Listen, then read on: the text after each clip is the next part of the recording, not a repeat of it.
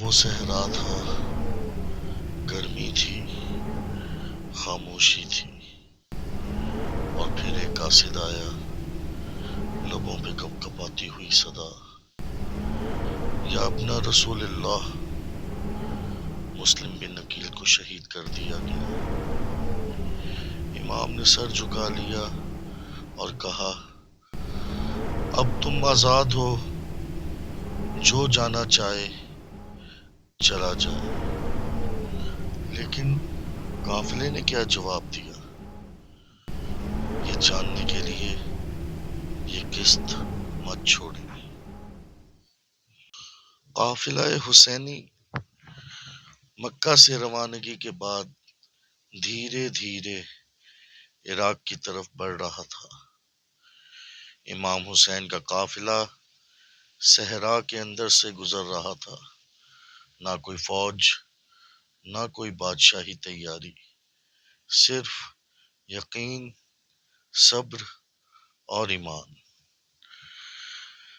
راستے میں جب امام زبالہ کے مقام پر پہنچے، قاصد مسلم بن عقیل کی شہادت کی المناک خبر لے کر حاضر ہوا۔ امام کی آنکھیں بھر آئیں، انہوں نے صحرا کی تپتی ریت پر کھڑے ہو کر ایک خطبہ دیا۔ ہم سب اللہ ہی کے لیے ہیں اور اسی کی طرف لوٹ کر جانے والے ہیں۔ اللہ مسلم پر رحم کرے۔ اس نے اپنی ذمہ داری ادا کی، اب ہماری باری ہے۔ امام حسین علیہ السلام نے قافلے کو مخاطب کرتے ہوئے فرمایا، تم میں سے جو واپس جانا چاہے وہ جا سکتا ہے۔ لوگ بدل چکے ہیں، جنہوں نے بلایا تھا وہ اب قتل کرنے کو تیار بیٹھے ہیں۔ میں تمہیں مجبور نہیں کرتا، تم پر کوئی الزام نہیں۔ قافلے میں خاموشی چھا گئی۔ چند افراد رخصت ہوئے، مگر زیادہ تر اصحاب اور اہل بیت نے لبیک کہا۔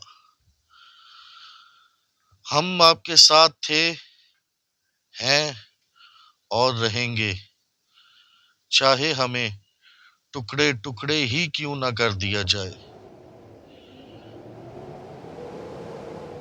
قافلے کو کئی مقامات پر مقامی قبائل نے روکنے کی کوشش کی، کہیں پانی روکنے کی دھمکیاں ملیں، کہیں قاصدوں کو قید کیا گیا۔ امام نے ہر مقام پر خندہ پیشانی سے بات کی، لیکن کوفہ کی جانب اشارے سب دھندلا ہو چکے تھے۔ ایک دن قافلے کو حر بن یزید ریاحی کی قیادت میں کوفہ کی جانب سے آنے والی ایک فوج نے روک دیا۔ حر ایک باعزت سپاہی اور یزید کا نمائندہ تھا۔ جب قافلہ رکا، امام حسین نے سب کو پانی پلایا، یہاں تک کہ حر اور اس کے سپاہیوں کو بھی۔ حر پیاسا تھا، وہ امام کے اخلاق سے متاثر ہوا، لیکن ابھی ضمیر مکمل جاگا نہ تھا۔ حر نے کہا، مجھے حکم ہے کہ آپ کو کوفہ لے جاؤں، لیکن امام میں لڑنے نہیں آیا۔ امام حسین علیہ السلام نے فرمایا، نہ میں لڑنے آیا ہوں، نہ فتنہ برپا کرنے، میں تو صرف حق کی دعوت کے لیے آیا ہوں۔ اگر تم مجھے آزاد چھوڑ دو تو میں واپس لوٹ جاتا ہوں۔ حر خاموش ہو گیا۔ یہ خاموشی ضمیر کی پہلی دستک تھی، وہ تذبذب میں تھا۔ حر کی فوج کے سامنے امام حسین علیہ السلام نے ایک اور تاریخی خطبہ دیا۔ اے لوگو، دیکھو، رسول کا نواسہ تمہارے درمیان کھڑا ہے.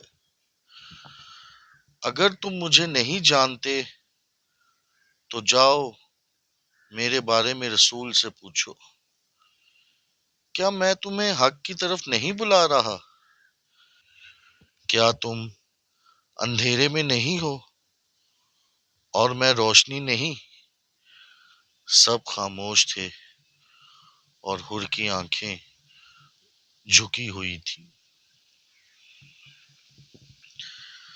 رات ڈھلتی رہی، کوفہ کا سایہ قریب آتا رہا، مگر وفا کا چہرہ دور ہوتا گیا.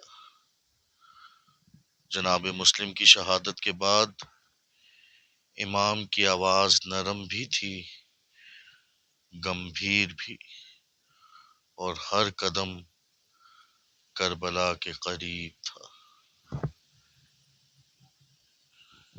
اگلی قسط میں حر کا فیصلہ، کربلا کی سرزمین پر قیام، امام کے خطبے اور یزیدی فوج کی آمد، قافلے کے خیمے، روز عاشور کی ابتدائی ساعتیں